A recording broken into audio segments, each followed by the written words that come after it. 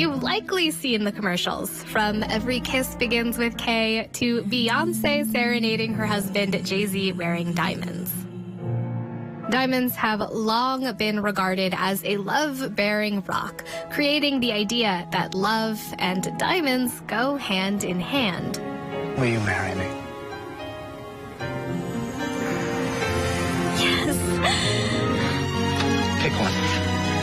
Diamond industry researcher Edahn Golan says diamonds became associated with love and engagements around the 15th century, but it wasn't just a romantic gesture. An engagement ring was a very popular item back in the day because it was a way to transfer wealth, right? So you kept your wealth in gold, among other, and by giving a valuable a ring to your beloved was a way of saying, look, you know, if anything happens to me, you still have something in your hand, or if anything happens between us.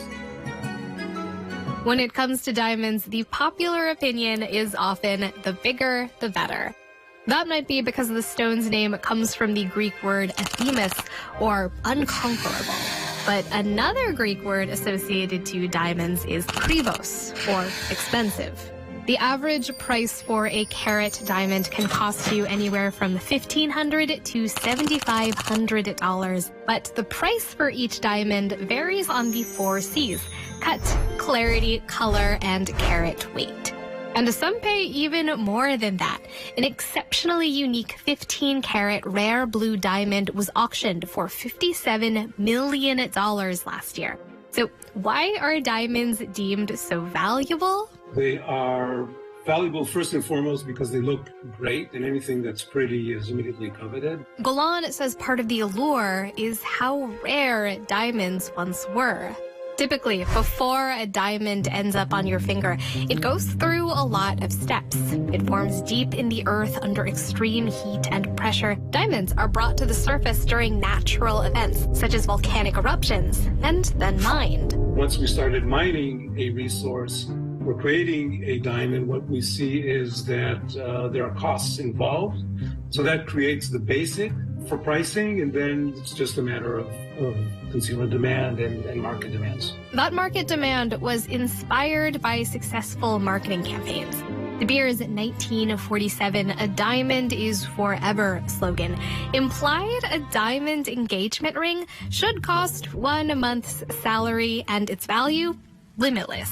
In essence, they tapped very accurately on the fact that there is going to be a middle class, a growing middle class in the United States. What we saw there was that their ability to offer a diamond to the average American household made them accessible to everybody. Almost 9 in 10 engagement rings sold today contain natural diamonds, though also entering the engagement mix are lab-grown diamonds. So now all of a sudden, especially since 2016, we're seeing more and more of this in the market. Edahn says despite being around for decades, it wasn't until recently that their quality, clarity, and color have improved enough to compete with natural diamonds. And the lower price for lab-grown diamonds is pulling customers in. Because lab-grown are so much less costly, it brings the entry point a little bit lower, so you can buy a diamond ring or diamond jewelry item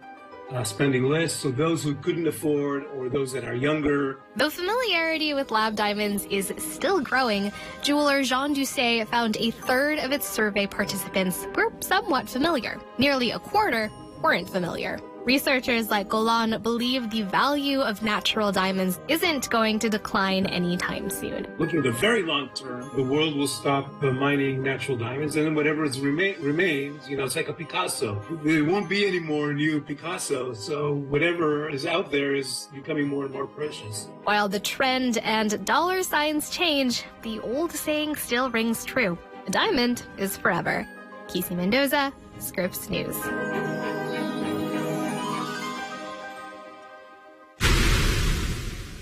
Let's dig deeper into the topic with Nicole Wegman, founder and CEO of Ring Concierge, a luxury jewelry brand started in 2013. I want to thank you for joining us on The Why and really just ask you off the top here, why are diamonds recognized as a symbol of marriage or love?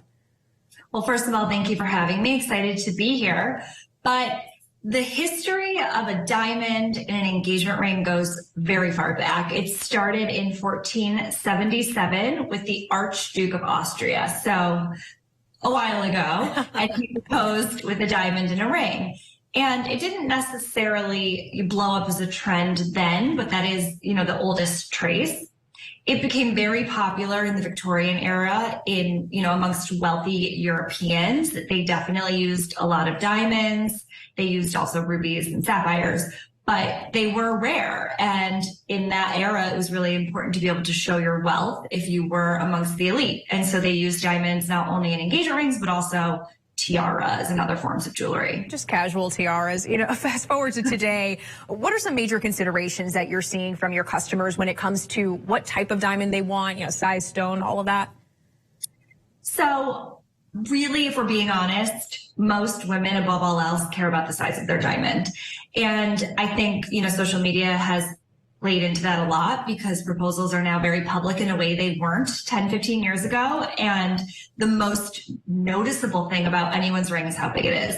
So, we work with clients very carefully to try to figure out how do we keep you within budget, but get you the largest appearing diamond that you're comfortable purchasing without sacrificing too much. And there are so many ways to play around with color and clarity to really allocate more of that budget towards carat weight, which, like I said, is really what most people tend to care about. What it's all about. Let me see the bling. Well, to that point, your company caters to millennial and Gen Z customers. How much worth does this clientele place on diamonds? I mean, are they willing to shell out the big bucks to get it done? Absolutely.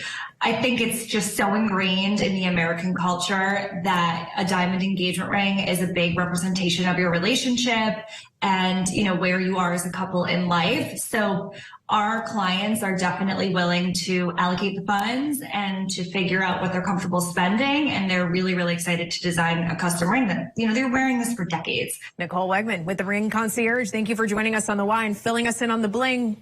Thank you. Thank you.